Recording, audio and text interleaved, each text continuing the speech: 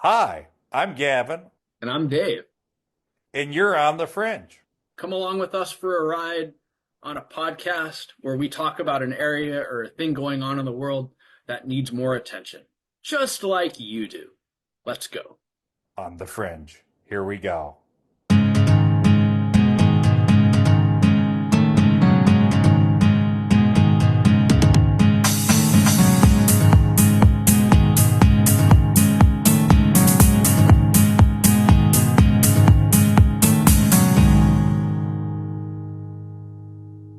Hey, hey, Hello, hey. hello. Whoa. Stepping all over me. Welcome to On the Fringe. I'm Gavin, and this is. Dave, howdy, everybody. How's And everyone? Thanks for tuning in. it, oh my God. Fantastic. Anyways, what are we talking about this week, Dave? Well, we're going to be talking about breaking news coming out of the Middle East. This is something that has been in the works maybe for a couple of minutes, maybe for a couple of hours, maybe for a couple of weeks. Nobody really knows, but Donald Trump met with President Shara of Syria, and the U.S. has dropped sanctions on Syria. The U.S. has had sanctions on Syria for decades, and basically Donald Trump is giving the new Syrian president, who's been running the country for the last 5 months, say the chance of a lifetime. I would say that, yes. It's incredible news, really. Uh, Donald Trump, of course, on his tour of the Middle East, stopped in Saudi Arabia, had a not impromptu but pretty close one-on-one talk with Ahmed al-Shara, and walked out, dropped sanctions, announced that he was inviting Shara into the Abraham Accords, which of course UAE and Bahrain have already signed on to. Um, That's the recognition of Israel as a state, yeah, the state of Israel. that's the short version of what the Abraham Accords is. Yeah, uh, and that was that, and it's like a bomb has gone off. No one saw this coming.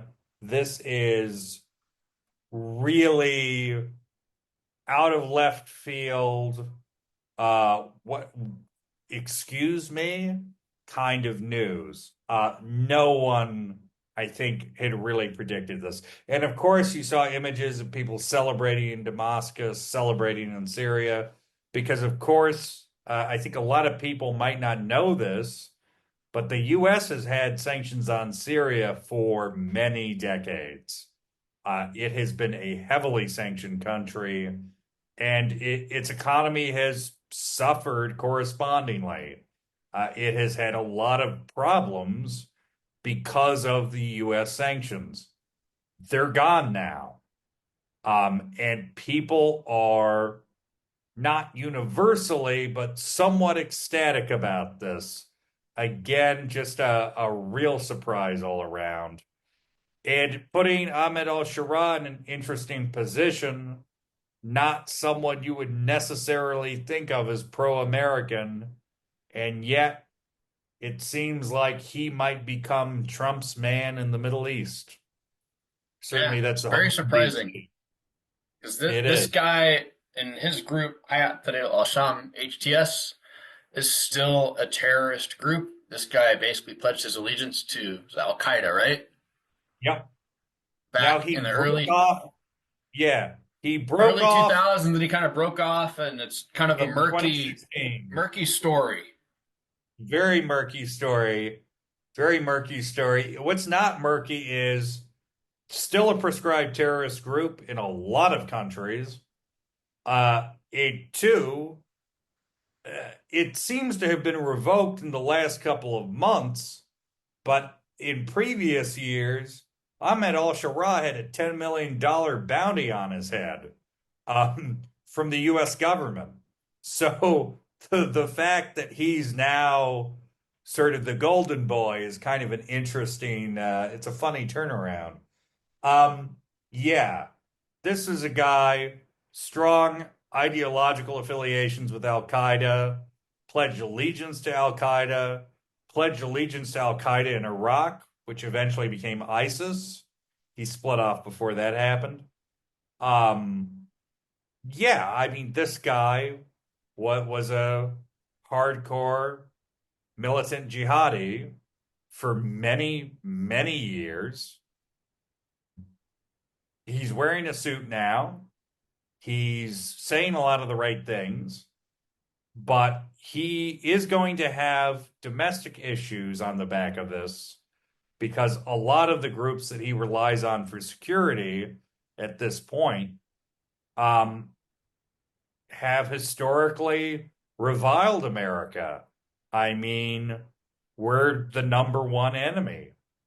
And it's just kind of an interesting position everyone's in now where sanctions have been lifted, promise of a lot of money coming in, both from Saudi Arabia and Qatar and the US, as long as Shara demonstrates that he's able to finesse a slightly less aggressive position towards the West.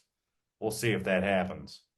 But I Yeah. mean, why, Dave, you have a good comment on this. Why do you think Shiraz so attractive to Trump? I mean, this guy's a stabilizer in Syria. Trump looks at this guy and goes, he's a stabilizer, he's a fighter, he's a tough guy, and he's able to get the job done. And I mean, I look at this and go, okay, yes, but you have to look at the guy's past too.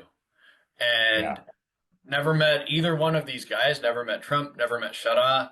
But I look at it and go, Donald, I would take everything this guy says with a big grain of salt.